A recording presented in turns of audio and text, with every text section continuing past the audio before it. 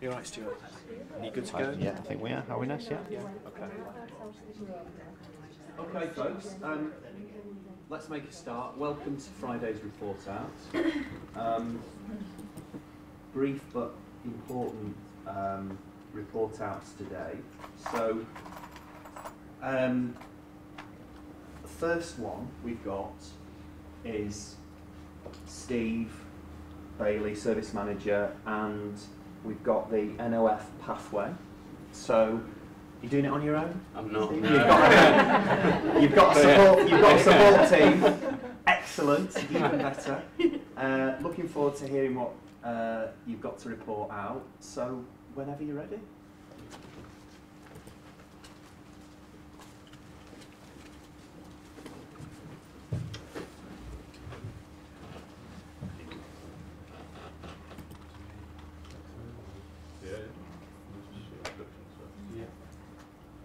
Okay, so my name's Steve Bailey, I'm the service manager for trauma and related services. I'm Jonathan Lockwood, I'm the service manager for theatres and anaesthesia. And I'm Diane Armstrong, I'm the lead nurse for clinical quality and trauma and related services. Okay, so we're here to talk to you for the... Oh, God. How do we go back?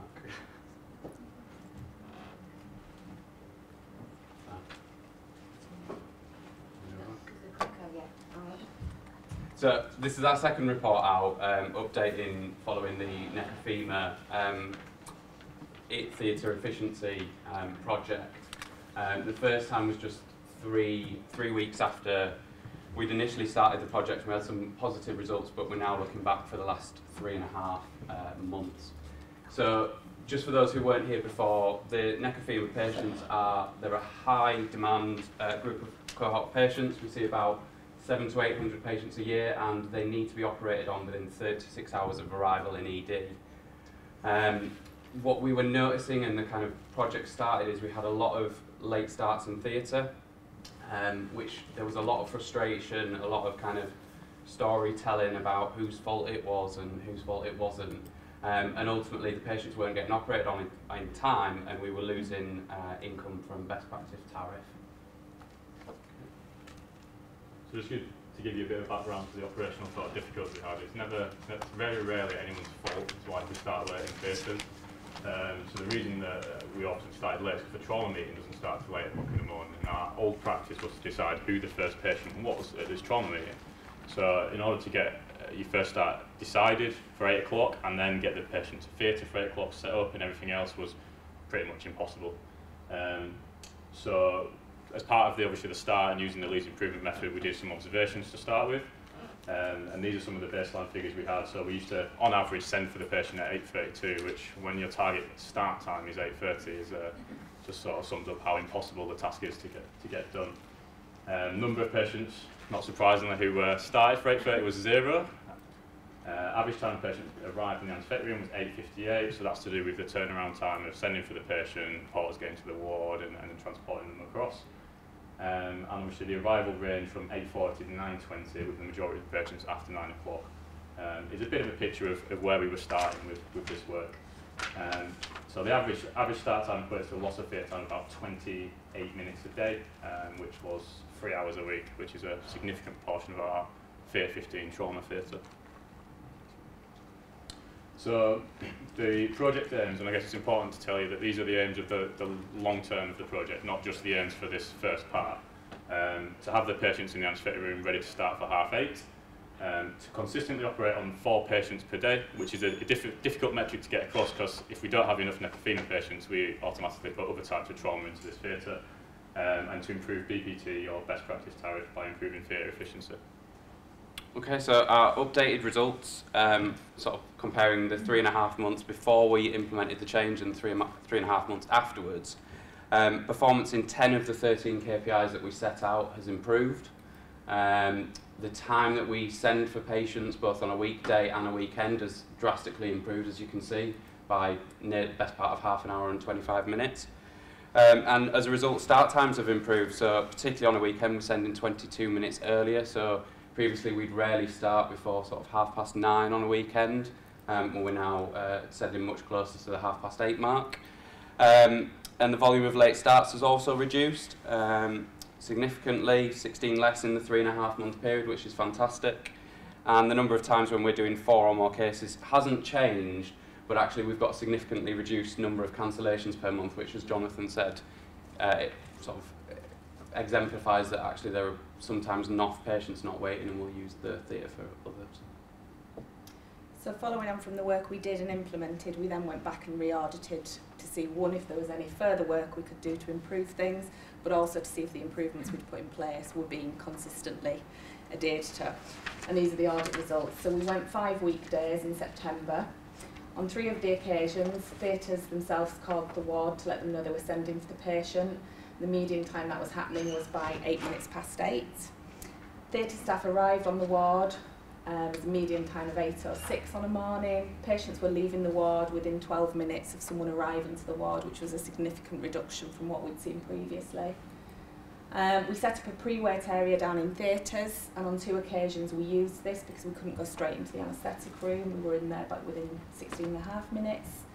And patients on average were arriving at the anaesthetic room within 21 minutes. Start time you can see there on the 5 days we audited was 8:36. This is, as Steve said, has only been one piece of work we've done within a bigger picture, looking at our NOF pathway. We're looking at the pathway as a whole. We've invested in some discharge coordinators on every single ward now to improve our discharge planning. We're trialling a new dressing for this type of patients.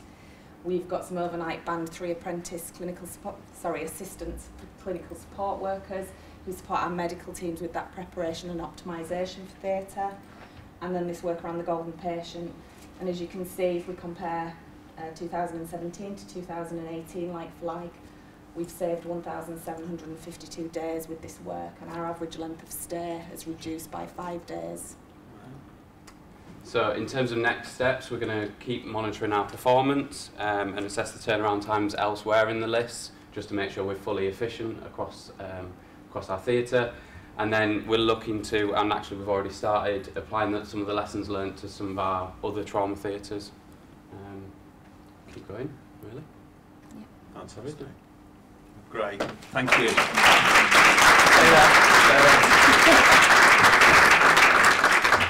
Thank you very much.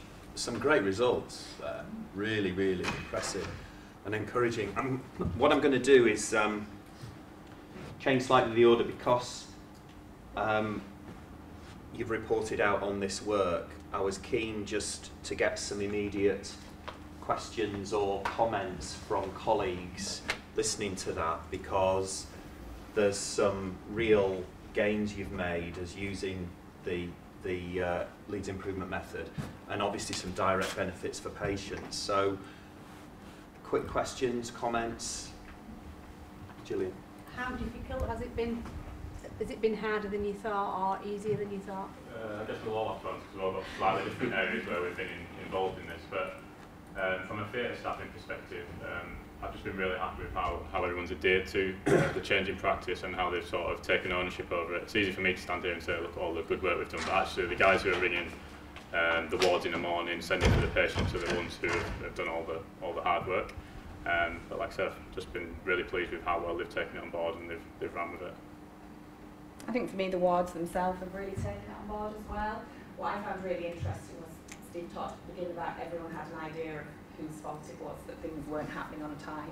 And when we used the Leeds improvement methods and we did those time observations both on the wards, in the trauma meeting and in theatres, we could take back that evidence which actually showed there were improvements in every area we could make. Yeah. It wasn't one single thing that was falling down in the process. And I think as soon as we could evidence that, that really brought people into how we could then make changes across the board to improve things. Yeah, for me it's the kind of the MDT approach really helped. Without that, without everyone on board, it just wouldn't have, I don't think it would have really gone as far as it has.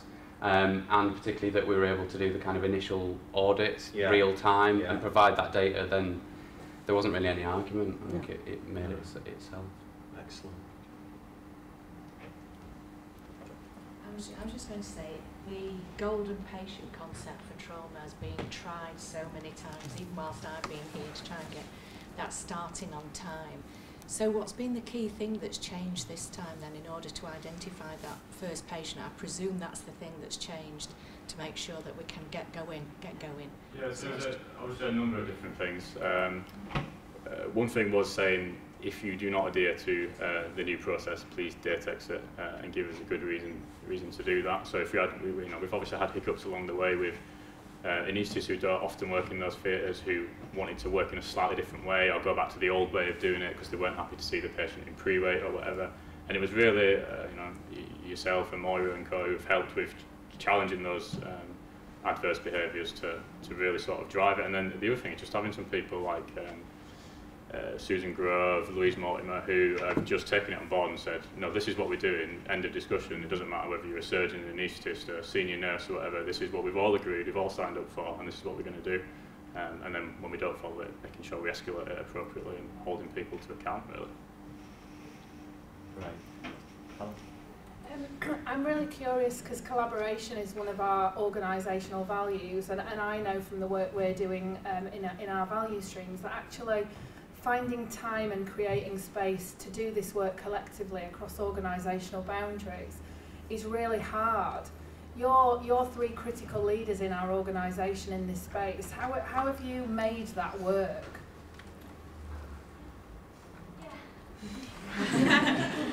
I think, but you know, because it is something about the three of you standing there who've been leading this work, because, you know, so what is it that you've done? I'd love to say for me that it has been difficult, but it really hasn't.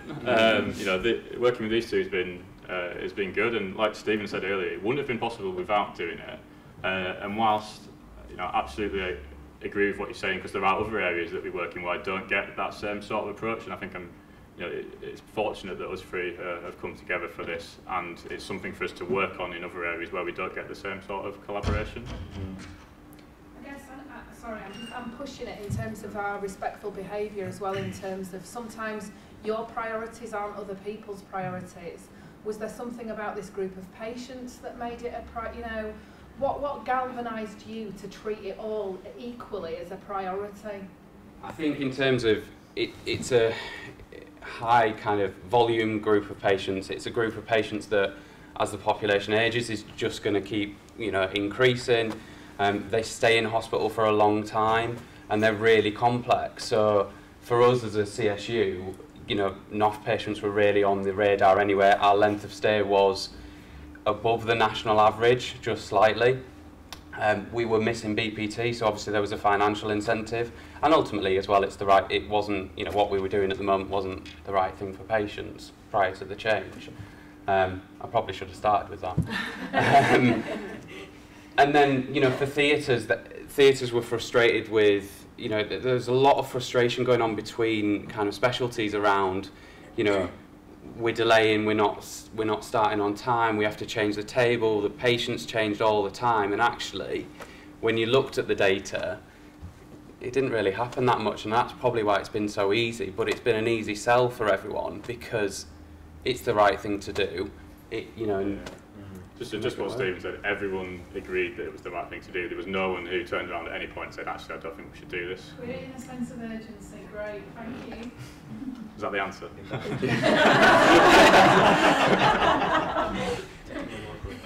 Well, I want to say well done, because it really is a great piece of work. And in some respects, you've answered my question a little bit, but I wanted to ask about the engagement of the senior doctors, both surgeons and anaesthetists, and the junior doctors really in this piece of work, because I suppose when you mentioned the anaesthetists, and if they were not familiar, perhaps they needed a little bit of cajoling from Joan or Rob or Moira, but how many of them actually really supported you and said, this is a really good piece of work to do because it is the right thing to do for our patients? And actually we've got a little bit more work to do, haven't we? Because we've got surgical site infections and things. So I think for me, once we presented the data, we personally thought changing the trauma meeting and having agreed who the patient would be prior to trauma meeting might be a stumbling block, but it wasn't. As soon as we put that support in for the overnight teams and those doctors overnight and what we would do around optimising patients, think they could see those benefits, and they really came on board with it and were quite happy to take that stage out of the process and to trust in all of us as an MDT to put those steps in. I think we have a critical mass of surgeons and anaesthetists who are on board with it. It really is, you know, on occasion where someone isn't familiar with the area, doesn't quite understand why we do it, that we just need to sort of re-educate and reiterate why we're doing it. And I know that I'm not quite familiar with all of the way the job plans work, but I suppose, you know, if you've got one list where it works really well and one list where it doesn't work as well, have you got visibility of that data so that people can start to say, why does it work really well on a Monday and not so well on a Wednesday or whatever? Yeah, I think, again, from obviously the first part of this project. Competitive as well. Yeah. And the first part of this project is just starting on time. With lots more to come later down the line, but I think we'll unearth some other problems, and actually we'll get some more disagreements, I think, with the other stuff. Everyone wants to start on time. But data texting, when we don't start on time, gives us some data to be able to say, yes, it's worked well today, or no, it hasn't worked today, and what are the reasons why if it hasn't? Is it because actually the list has changed because the registrar has changed it last minute, or is it because actually the anaesthetist wasn't happy to say them in pre-weight, and then work through those issues in time? I think that's all we can keep doing, really, just keep sort of chipping away at things like that. I'd love to see the time come down before 8:30, so we're 6 minutes over at the moment. So we will keep chipping away at it to see what we can do. Fantastic. Great. One last question from me. Really good progress, tremendous sort of gains that you've made. To what extent would you say you've really got this now landed as standard work, or have you got kind of more to do to really embed this, and the extent to which the sort of daily management of this is kind of the way you do things? Okay, I'll answer this because it's three different parts to it. From a theatres perspective, before the first report out, I would have said it's not embedded as standard work, because I was, you know, quite often going along and saying, you know, I'm sent for the patient, yeah, it's 10 to 8, you know, I'm sent for them, where are they, blah, blah, blah, that sort of stuff.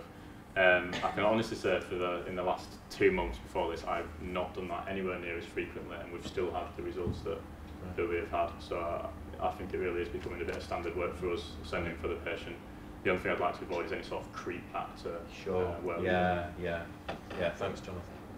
I think for the ward it definitely is standard work. The implementation of our overnight and 3 clinical support workers has really made a difference in that theatre preparation and optimisation. So previously when we audited, we were finding theatres would come for the patient and things hadn't quite been done or weren't quite ready. We're not seeing that. I didn't see that in any of the re-audit I did. The patients were all ready and good to go. It's great to have. Yeah, and the first patient locked down on the list at the trauma meeting, before the trauma meeting, isn't a problem. We'd never get datexes about that patient changing. Yeah.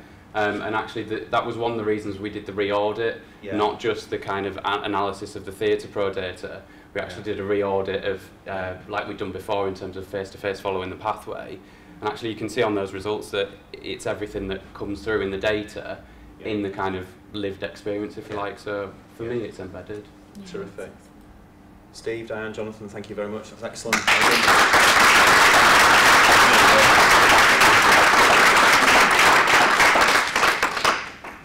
Excellent. Right, next. It's a real pleasure and privilege to present 2 Lean for Leaders certificates to colleagues. So I'm going to ask you both to come out. So can we give a warm round of applause and congratulations to Claire Smith and Craig Richardson.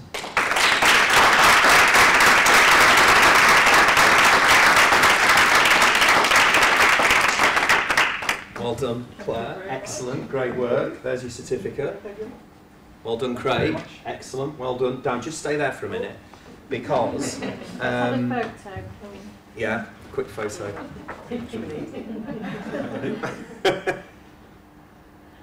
Because given we've got a little bit of time left, I just thought it'd be good to just do a bit of sharing in terms of you've delivered it, you've done it, fantastic. Is perhaps say a bit about what you've learned, how you're applying it, what difference it's made to your own kind of leadership approach, and how doing Lean for Leaders has, well, I guess has changed the way both of you lead and manage. Yeah, shall I start? Yeah.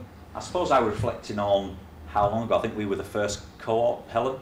Must, Got you up there eventually. yeah, must have been, yeah, that, I suppose the disappointing thing is it's taken me now 2 years to come and collect my certificate. But I think what's really pleasing is we're seeing work like this still going on, what must be 2 years on now, 3 years on the journey, which is fantastic for the organisation. I think our role is probably to champion this rather than the doing and using the tools, and I think we had that debate when we were doing the various modules. But for us in estates and facilities, we've seen various waste removed now using these tools, from key handling in security and putting electronic systems in place, down to reducing our fleet from 47 vehicles down to 32 and removing the waste and duplication and various bits that necessarily haven't been formalised, but we've certainly championed it at a local level. Great, great. And waste is the word of the moment, of course, Craig. Absolutely. But I think what I've seen, and just this morning, I spent some time with our security team this morning, and seeing the extent to which this approach is reaching all parts of the organisation is really good to see. So in some of our, probably some of our services that aren't as visible to all of us as some of the others, where a lot of the, you know, let's face it, some of the really tough challenges lie, and some of the incidents and issues your team have to deal with, the way that the Leeds improvement method encourages respect for people, adding value to patients, those are principles that you can see in action in those areas as well. And the Leeds improvement model, I think Helen was touching on it there, that collaboration piece, and you've seen it in full effect when it's heated in A&E, and our teams go in and support colleagues, and it's more of a cultural thing, just not just removing waste. That's great. Thank you, Craig. I think from my perspective, I think using the Leeds improvement model has actually helped me in my coaching skills of other colleagues. So I reflect back to the NOF work. This team in front of us were very much the guinea pigs for an awful lot of the pieces of work I was learning as I was going through my Leeds improvement method. I remember showing Diane and Steve how to do the timings around this by making repeat cups of tea in the corporate ops kitchen whilst they were taking timing. So, so it's been, I think it's been useful in that regard in terms of supporting teams to recognise that things that seem insurmountable sometimes, when you break it down, actually you can make a difference. So many people said for an awfully long time the NOF pathway is broken, it's not working, and what this team did is that they broke it down to be able to make that incremental change that's made the difference to our patients. In terms of how we embed that and what we're doing with that, so we've just finished the Operations Centre standard operating procedure, and we've put in the back of there standard work that people need to do on a daily basis, whether or not that's at CSU level, at corporate level, or whatever level, so that we all know what our roles and responsibilities are in keeping the show on the road effectively. And I think the more that we do that, and the more as leaders we do that, the more this will be embedded across our organisation. Fantastic. Excellent. Craig, Claire, well done. Terrific, thank you.